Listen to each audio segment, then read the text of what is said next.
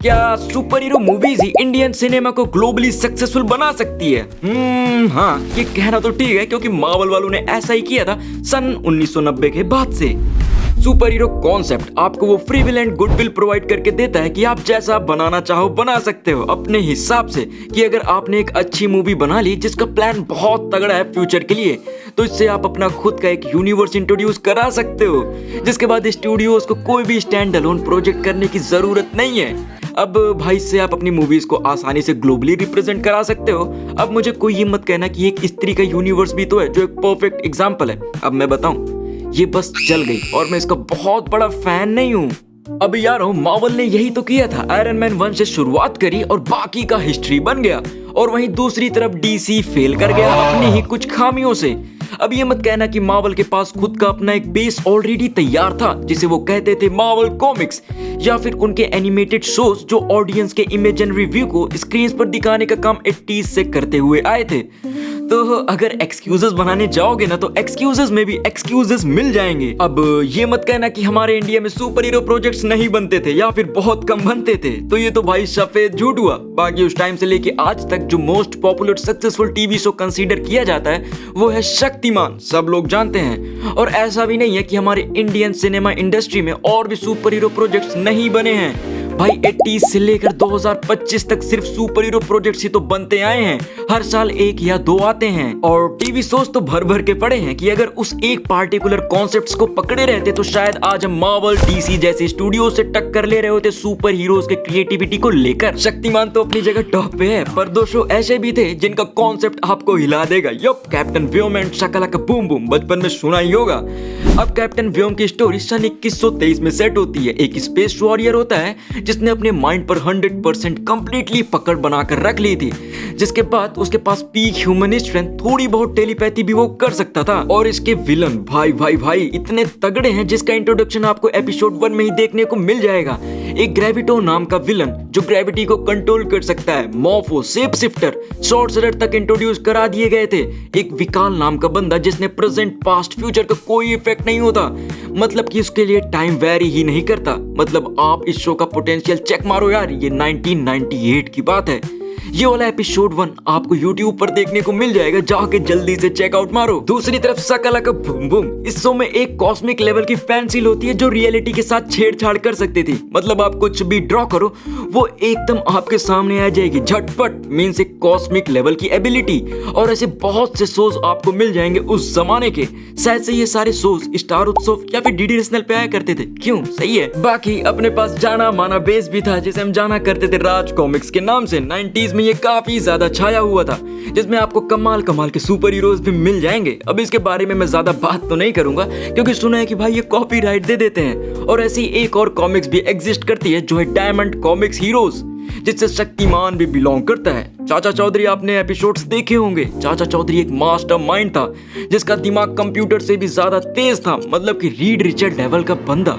देख रहा है विनोद, अमेरिका क्या कहता था। खैर, अपने पास सुपर हीरो मूवीज भी हैं, वो भी अच्छी, पर तब भी हम फेल कर गए, जिसके मैंने 4 मेजर पॉइंट्स निकाले हैं। सबसे पहला इनकंसिस्टेंसी, दूसरा एग्जीक्यूशन ओवर इमेजिनेशन, तीसरा आइडेंटिटी क्राइसिस, चौथा इंडस्ट्री का माइंडसेट। पहला उठाते हैं इनकंसिस्टेंसी। सुपर हीरोज के मामले में कोई भी लॉन्ग टर्म विजन सोच ही नहीं रहा है।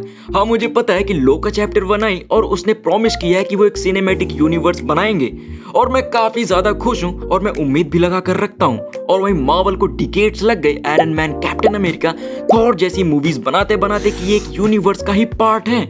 अब हमारे पास क्रिश है, ब्रह्मास्त्र, जिसने अस्त्रावर्स को इंट्रोड्यूस कराया, जो काफी ज्यादा एक्साइटिंग है। पर मैंने पॉइंट ही यही कहा है कि इनकंसिस्टेंसी। अब क्रिश 3 2013 में आई थी, क्यों अभी तक उसका कोई भी सीक्वल नहीं मिला? ब्रह्मास्त्र के साथ भी वही हो रहा है। इनको एक यूनिवर्स इंट्रोड्यूस कराना है, पर 3 साल कंप्लीट हो चुके हैं, कोई भी अपडेट्स नहीं कि इसका सीक्वल कब आने वाला है।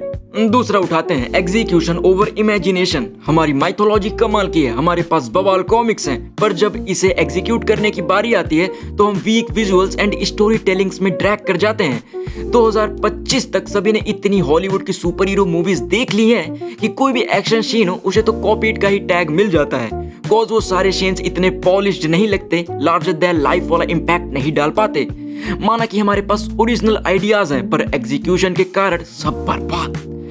और हम जैसे सुपर हीरो फैंस हमेशा यही उम्मीद लगा कर रखते हैं और सपोर्ट करते रहते हैं कि पहली मूवी होगी, बजट कम रहा होगा, चलो स्टोरी तो अच्छी थी, अब इसके अगले पार्ट में हम लोग देखेंगे कुछ और अच्छा। पर कई साल बीत जाते हैं, सालों सालों तक बीत जाते हैं, उसका पार्ट 2 आता ही नहीं है।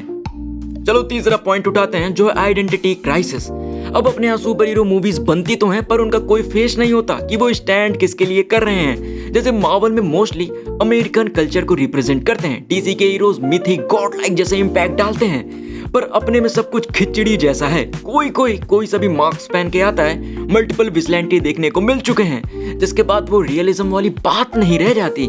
अब इतनी भीड़ में कोई एक दो अच्छी मूवीज निकल कर आती हैं, वो भी कहीं खो जाती हैं अपनी इनकंसिस्टेंसी की वजह से, जिसका परफेक्ट एग्जांपल है Minnal Murali. Last and most important, industry का माइंडसेट। अब अपना बॉलीवुड इंडस्ट्री ही उठा लो कि क्या करण जौहर एक अच्छी खासी सुपर हीरो मूवी बनाने के कैपेबल नहीं है? वो हमेशा रोमांस, फैमिली ड्रामा, मसाला एंटरटेनमेंट वाली ही मूवीज क्यों बनाते हैं? क्योंकि सुपर हीरो मूवीज पेशेंस मांगती है, विजन क्लियर रखना पड़ेगा लंबे समय तक। पर अपनी इंडस्ट्री को चाहिए क्या? इंस्टेंट मनी मनी मनी, यो मनी मनी।